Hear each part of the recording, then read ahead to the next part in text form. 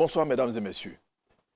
L'annonce de la maladie à coronavirus a amené le président de la République à inviter les praticiens à s'impliquer dans la lutte. Comment la médecine traditionnelle a-t-elle accueilli cette invitation du chef de l'État?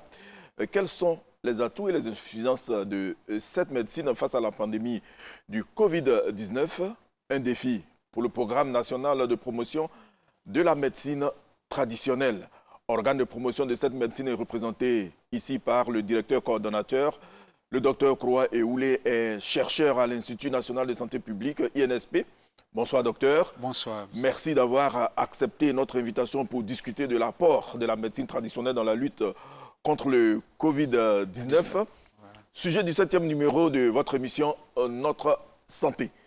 Tout de suite, docteur, comment définissez-vous la médecine traditionnelle? On pourrait définir la médecine traditionnelle selon l'Organisation mondiale de la santé. C'est l'ensemble de toutes les pratiques aux connaissances explicables ou non, matérielles ou immatérielles, utilisées pour diagnostiquer, prévenir ou éliminer un déséquilibre d'ordre physique, mental et social. Et cela se transmet de génération en génération, par écrit ou alors oralement. De façon générale, on pourrait dire que c'est la médecine de nos ancêtres. Voilà. Merci. Dès l'apparition de la maladie à coronavirus en Côte d'Ivoire, le gouvernement a exhorté les professionnels de la santé à trouver un remède afin de mettre un frein à la propagation de la pandémie. Les praticiens de la médecine traditionnelle se sont mis à la tâche. Comment perçoivent-ils la pandémie? Quelle contribution pour soulager les patients? Élément de réponse dans ce reportage signé Astou Touré.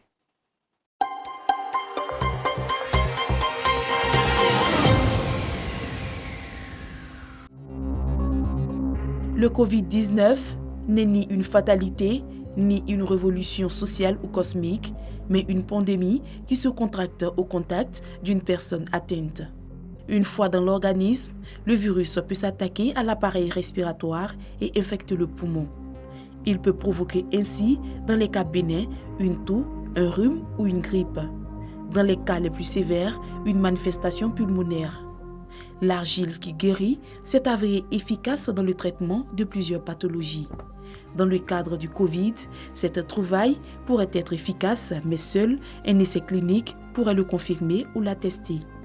Le naturothérapeute n'a ni la compétence ni l'outil nécessaire pour diagnostiquer le Covid. Par contre, traiter les signes tels que la toux, le rhume et la grippe n'a aucun secret pour lui. Il faut connaître la maladie. Dès lors qu'on connaît la maladie, on prépare le médicament en conséquence, en fonction des précédents. Nous avons des médicaments pour soigner la grippe depuis toujours. Oui, la fièvre depuis toujours. C'est-à-dire qu'en matière de fièvre, il ne faut pas couper la fièvre. Il faut la maintenir à un niveau que le système immunitaire peut combattre la maladie. Dès lors qu'on a coupé la fièvre, on a affaibli le système immunitaire.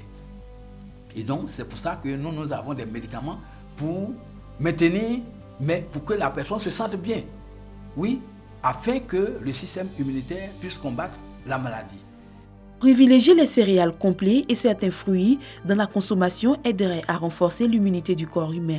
Il faut consommer igname, banane, taro, placali, akeke, sorgho, mil, maïs, haricots, soja, riz, tout ça. Ce sont des céréales complètes comme on les appelle.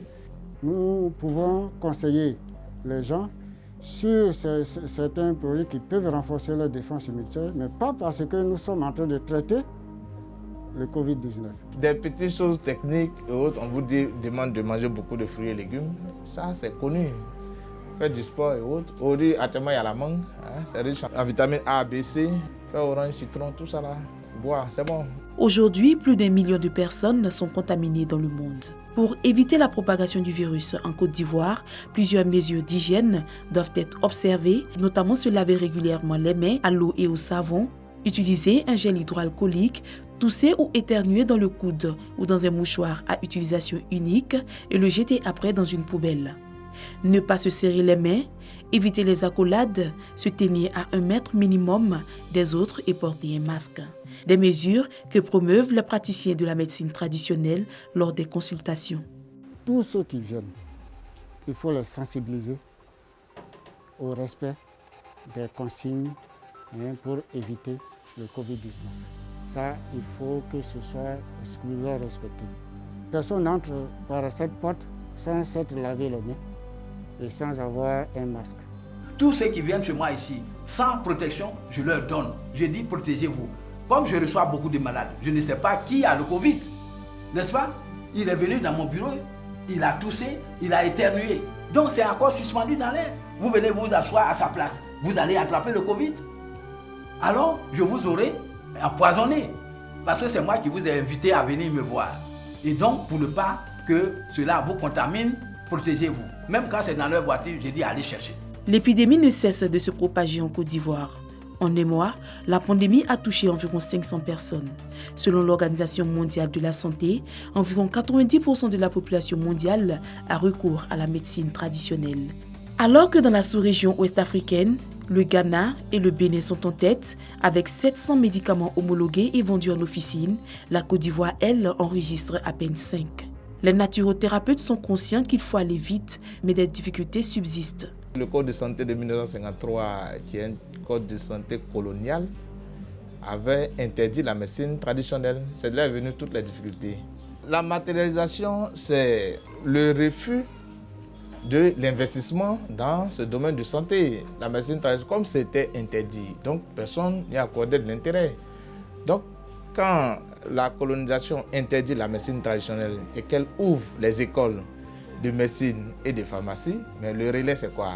C'est l'interdiction, c'est interdit pour promouvoir la médecine occidentale. La création d'une industrie pharmaceutique traditionnelle, c'est ce à quoi aspirent les praticiens de la médecine traditionnelle. Alors docteur, que dit la loi sur la médecine traditionnelle et le code éthique et de déontologie des praticiens de la médecine traditionnelle relativement au Covid-19?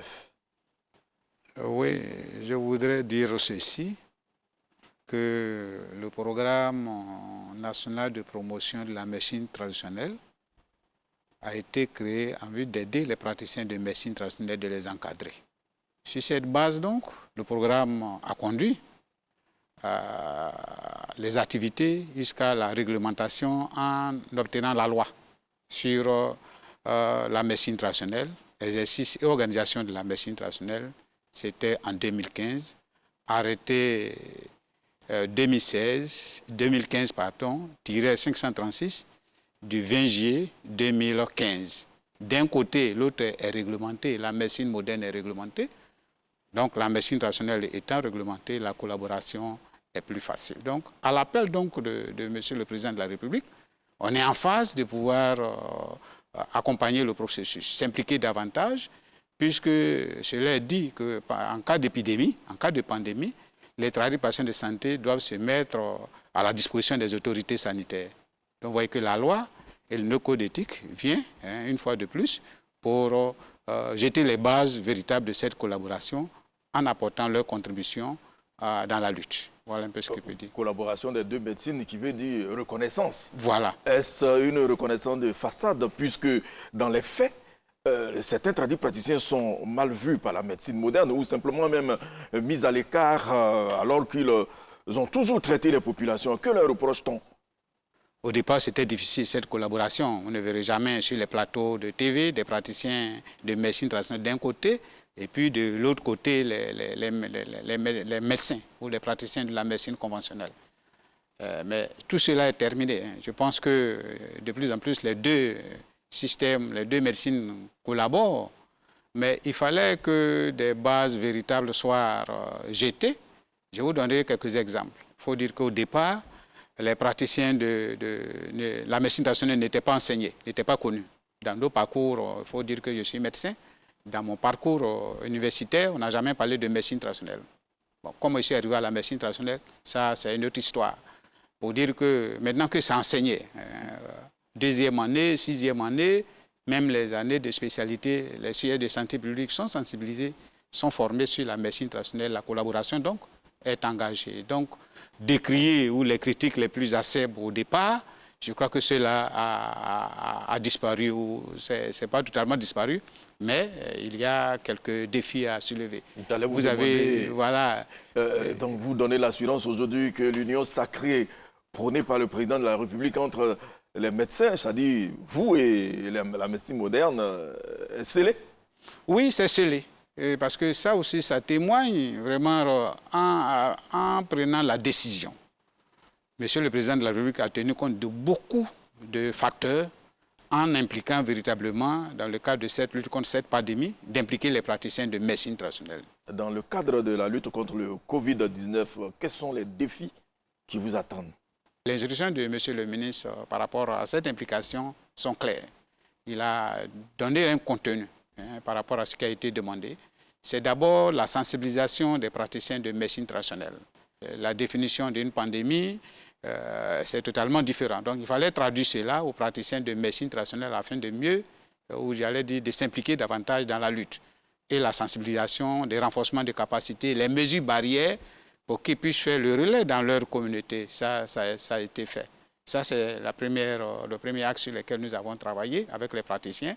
Le deuxième axe concerne les médicaments traditionnels que nous devrons pouvoir utiliser. L'UFR des sciences pharmaceutiques et biologiques a été instruit pour pouvoir recevoir les recettes des tradis patients de santé pour faire l'analyse. L'analyse en cours, bientôt nous donnerons les premiers résultats.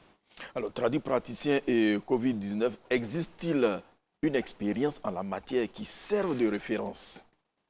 Oui, il faut dire que les épidémies, il y a eu des épidémies qui sont, par le passé, il y a eu des épidémies. Ils connaissent les noms, ce n'est pas un fait nouveau.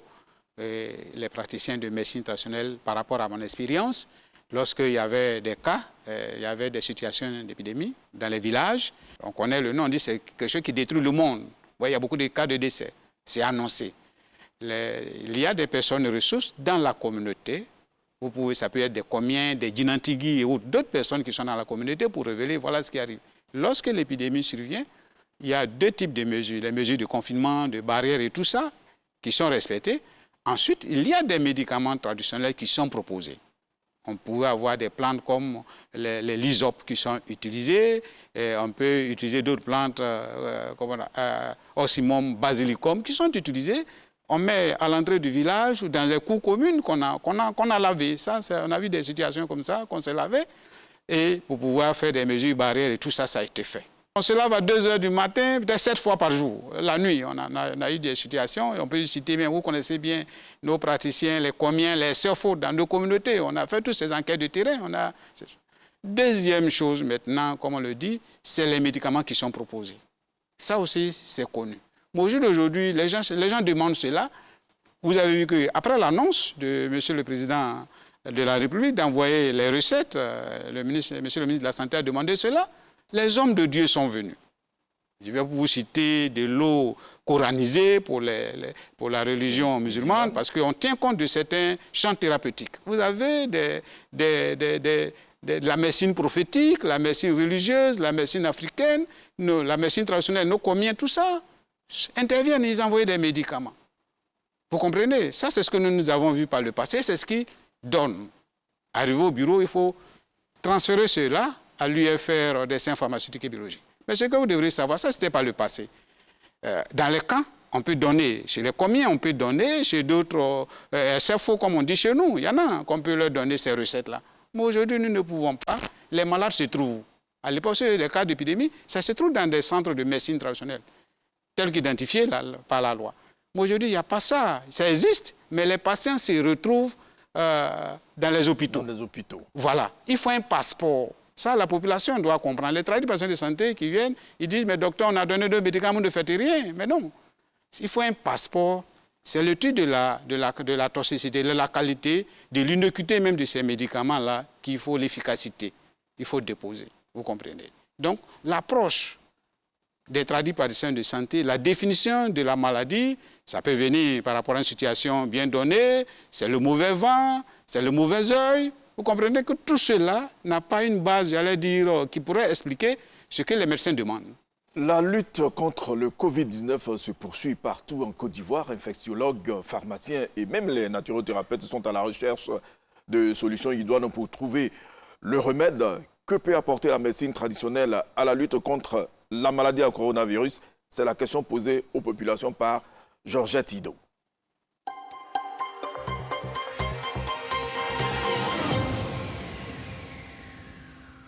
Je trouve que la médecine moderne est plus efficace que la médecine traditionnelle. Prenons le cas de Drobo. Drobo, c'était il fait la médecine traditionnelle et même là, il a découvert le sida. Mais où il est aujourd'hui? Donc je pense que laisser les gens faire le travail. La médecine moderne fait le travail et l'indigène fait son travail. Et puis on va essayer les deux pouvoirs. Et même pour moi, j'opte la médecine traditionnelle. Les tradipraticiens, il faut les écouter. Ils ont quelque chose à proposer. Moi, j'ai entendu quelqu'un a dit ils entrent dans le bois sacré. Dans quelques temps, ils vont proposer quelque chose. Il faut les écouter. Eux-mêmes, ils sont venus, ils ont adapté dedans, mais on est obligé de faire comme ça. Sinon, traditionnel, quel que soit en Afrique, ici, on ne peut pas arrêter ça. On est dedans tous les jours. On fait un peu. Les médicaments traditionnels, ça peut guérir. Ça peut guérir. Mais Corona, là, je ne sais pas. Moi-même, je n'ai jamais vu. Mais quand on dessine Corona, là, mais ça a forme d'une plante. Ça a forme d'une plante. Donc, ça peut nous, les Noirs, là, on peut faire ça. Il y a des gens qui connaissent les plantes, ils savent que telle plante guérit telle maladie, telle plante guérit telle maladie. Et comme c'est une nouvelle maladie, on connaît son mode, on connaît plus ou moins comment il fonctionne. On peut savoir aussi, en fonction de ça, quelles sont les alternatives qu'on a pour guérir ça. Docteur, vous venez de voir votre réaction.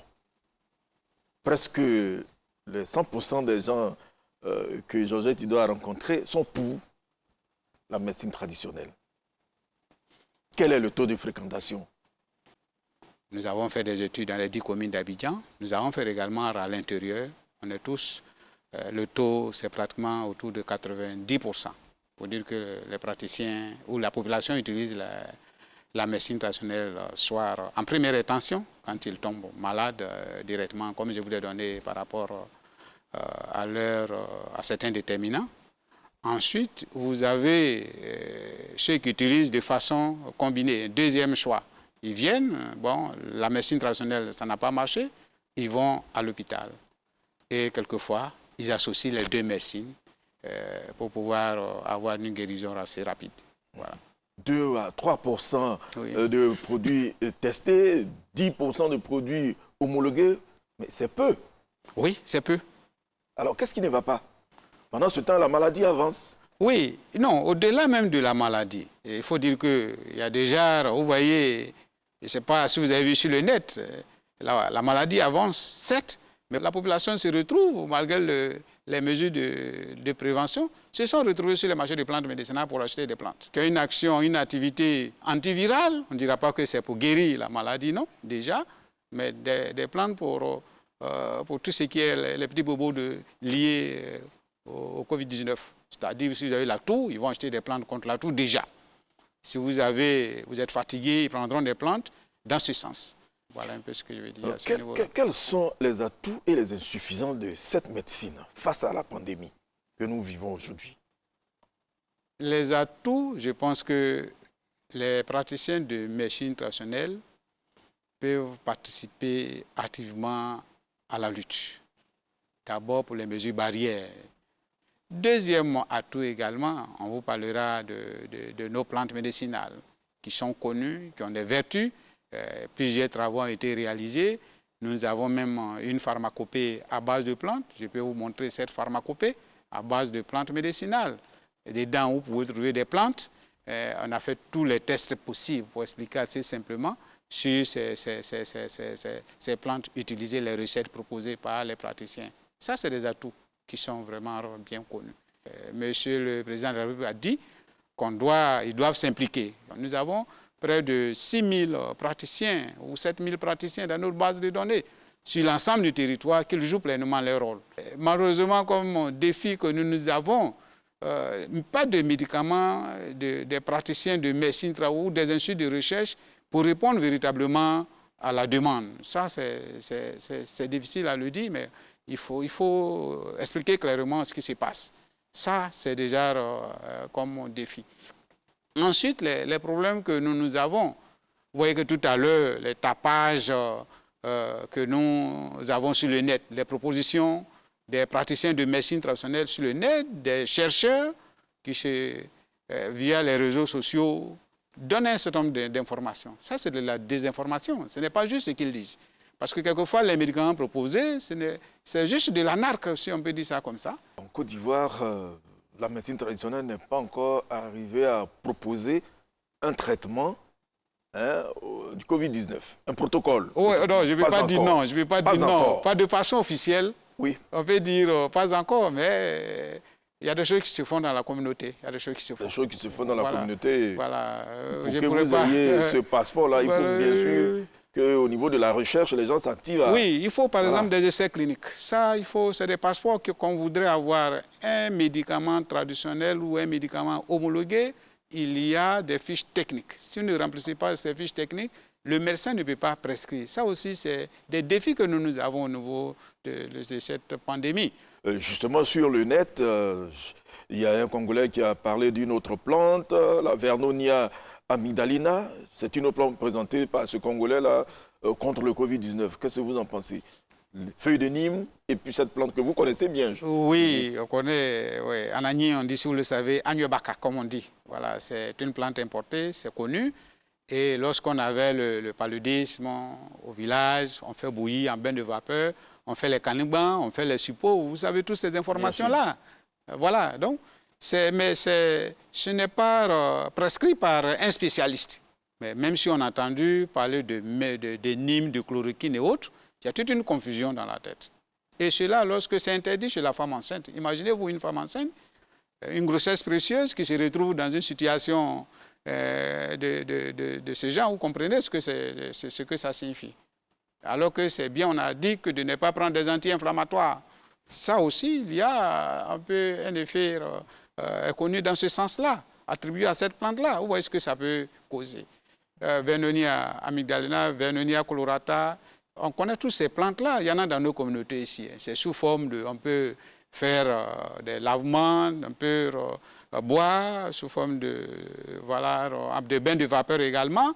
On peut également, dans le cadre de l'alimentation, il y a certaines personnes qui mangent. C'est très riche comme une plante antioxydante, effet antioxydant. Donc là, il faut s'adresser toujours à un spécialiste et c'est connu pour prescrire. Voilà, comme c'est amer, chloroquine amer ou un certain nombre de choses. Mais il y a des vertus qui sont connues quand même. Des solutions hydroalcooliques aux extraits de plantes pour freiner la propagation du coronavirus en Côte d'Ivoire, c'est le résultat de recherche de biochimistes du Centre national de floristique de l'université Félix Houphouët-Boigny de Cocody. Le personnel de l'Institut de cardiologie d'Abidjan a bénéficié d'une formation sur l'utilisation des gants. C'est dans Actu Santé avec Georgette Ido, dans un récit d'Astou Touré.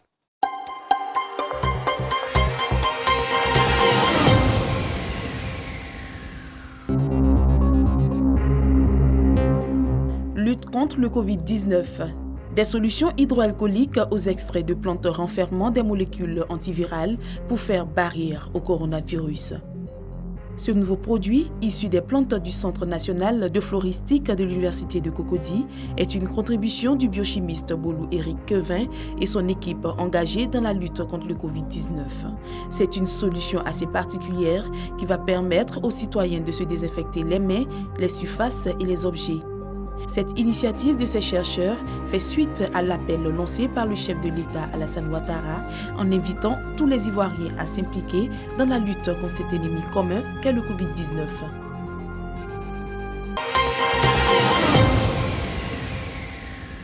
Formation des agents de santé. Comment pratiquer l'hygiène des mains? Quel équipement pour le personnel médical? Comment porter et comment retirer un gant? Comment se laver les mains? Ce sont entre autres les questions suscitées pour entretenir le personnel de l'Institut de cardiologie d'Abidjan, ICA. Une formation initiée par l'OMS qui s'inscrit dans la lutte contre le Covid-19. Elle vise à renforcer les capacités des agents de santé en vue d'une meilleure protection des patients en cette période où sévit la pandémie du Covid-19. Le personnel soignant a été instruit sur les stratégies de prévention contre les infections, les procédures d'hygiène respiratoire et la prise en charge des malades.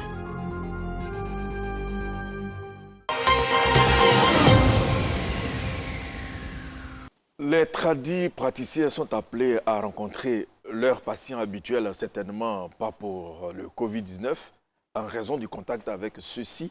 Quel est le message que vous voudriez leur passer pour terminer cette émission? Merci. Je voudrais dire ceci. Les praticiens de médecine traditionnelle ont été appelés et ils doivent répondre. Ils doivent répondre, donner le bon message. Ce sont des bons messagers, donc ils peuvent donner le bon message. Ils doivent respecter les mesures de protection. Ils vont véhiculer ce message-là. Ils vont également, en cas de cas suspect, ils savent, ils ont été formés là-dessus. Il faut dire que dès l'annonce d'impliquer les praticiens de médecine traditionnelle, ils ont été appelés, ils ont été formés, sensibilisés à cela pour pouvoir donner le message à la communauté, aux malades bien sûr. Les premiers bénéficiaires de cette formation, c'est les malades. Ensuite, la population, de respecter les distances données et puis de s'engager véritablement dans la lutte. Bien sûr, on connaît, ils ont donné les médicaments, certes, mais ils doivent véritablement s'affirmer. Je voulais inviter tous les praticiens de médecine traditionnelle de Côte d'Ivoire à se faire entendre. Pas par rapport dans les réseaux sociaux, mais de sensibiliser la population au maximum. Nous étions au marché des plantes médicinales, vous voyez que pas de mesures de protection. C'est triste. Du monde, il faut qu'il se préserve, on ne sait jamais. Voilà ce que je peux lancer comme message. Merci, docteur. Merci. Nous recevions le docteur Okoroa Eoulé. Il est le directeur coordonnateur du programme national de promotion de la médecine traditionnelle en Côte d'Ivoire, chercheur à l'Institut national de santé publique INSP. Cette émission est terminée. Rendez-vous mercredi prochain pour un autre numéro de Notre Santé. Bonne suite de programme sur RTI 1.